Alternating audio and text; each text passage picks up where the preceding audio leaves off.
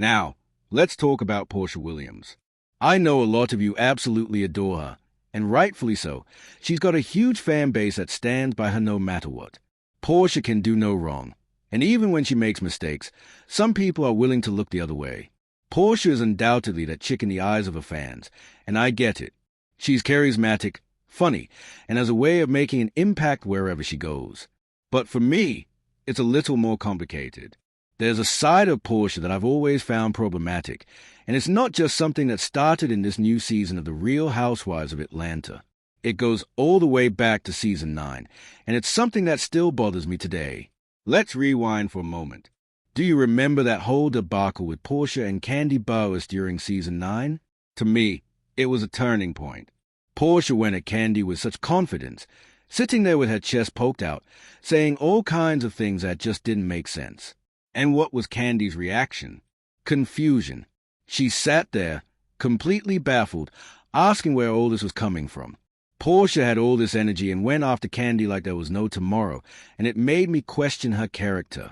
Not because Kandi is perfect, but because the way Porsha carried herself seemed almost too bold, as if she was too comfortable with playing dirty. I don't know Kandi personally, but from the outside, it was obvious that Porsha was trying to start something out of nothing.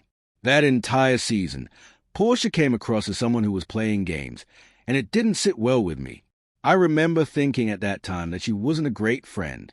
She may have had a good heart deep down, but in that moment, I felt like she was being manipulative, and that's a red flag. You're calling someone your friend, and then trying to bring them down like that? That situation with Kandi made me lose some respect for Porsha, because I couldn't understand how she could go after someone with no real reason or evidence. It wasn't just a one-off moment. It was a pattern that I noticed again and again throughout that season. And then there was a whole situation with Shamea, where Porsha sent her a letter explaining why she couldn't make it to Shamea's wedding. Think about it. Your best friend can't even make it to your wedding. Who does that? That's a huge red flag. If you're that close to someone, shouldn't they be there for one of the most important days of your life? Yet Porsha found a way to explain that away, and it left me thinking, is she really a true friend? Fast forward to the current season, and Porsha's actions continue to raise eyebrows.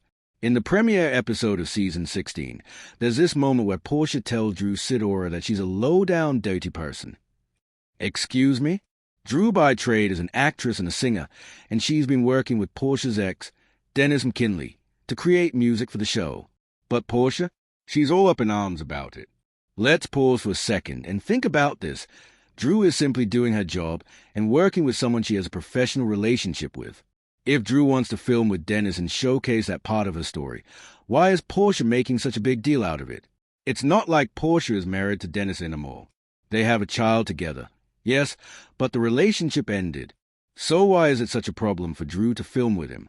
Porsha's attitude here makes no sense. It feels like she's trying to control the narrative or be the center of attention, and it's coming off as petty. Yes, she's doing her thing with Simon Guobadia, but why should Drew be restricted from working with Dennis just because they have professional connection? If Porsha were working with a random producer or anyone else, I doubt she'd be so upset. But because it's Dennis, she's making it a huge issue. And to me, that speaks to a deeper insecurity. It's like she can't stand the idea that someone else might be involved with her past or her life, even if it's in a professional capacity. That's not how a grown woman should be behaving. One thing I've realized over the years about Porsha is that she's not a girl's girl. She's just not. She's the type of person who will celebrate you only when you're not doing better than her. She'll cheer you on when you're on the same level. But the moment you start surpassing her, that's when the jealousy sets in. She doesn't seem to want to see other women succeed, especially if it means they are doing better than her. And I know this is a controversial take because, like I said earlier, Porsha has a huge fan base that will defend her until the end. But if you take a step back and look at her actions over the years, it becomes clear that she has a hard time supporting women when they're excelling in ways that she isn't. There's a scene in the current season where Porsha has a sit-down with Shamea, and it's awkward. Porsha starts sighing as Shamea is talking to her, and you can tell that she's not engaged. Shamea even calls her out on it, saying, "Am I boring you?" Now, who does that? Who sighs while someone is talking to them, especially a close friend? But I can already predict how Porsha will explain it away. She'll say, "Oh, I just got off a flight, or I was tired, or my daughter was sick the night before. She'll make up an excuse because accountability is never on the table. Porsha is not the type of person who will ever admit when she's wrong. She'll deflect, make excuses, and avoid taking responsibility for her actions. Don't get me wrong, I'm not saying Porsha is completely dumb. She's not unintelligent, but she likes to play dumb sometimes. Remember when she had that whole 265 days in a year moment, or the who's driving the train thing? Those moments were just quirky, and some people took them as signs that she's not all there. But trust me, Porsha knows exactly what she's doing.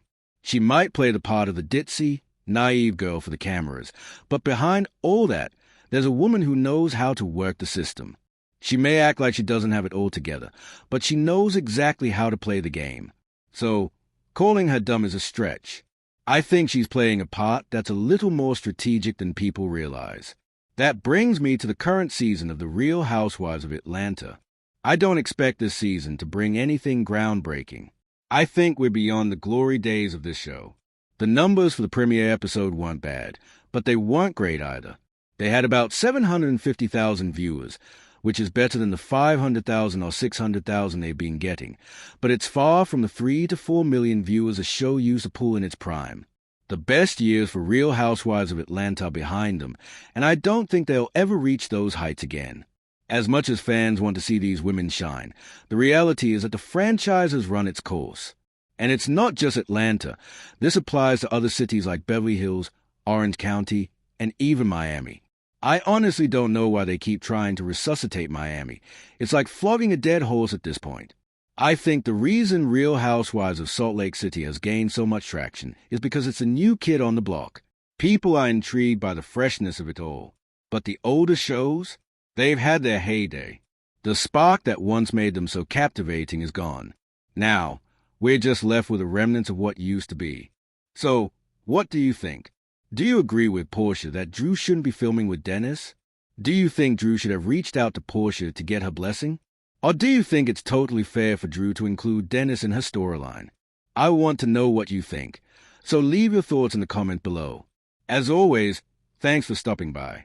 This is Jorah Golden, J-Girl, signing off. Until next time, take care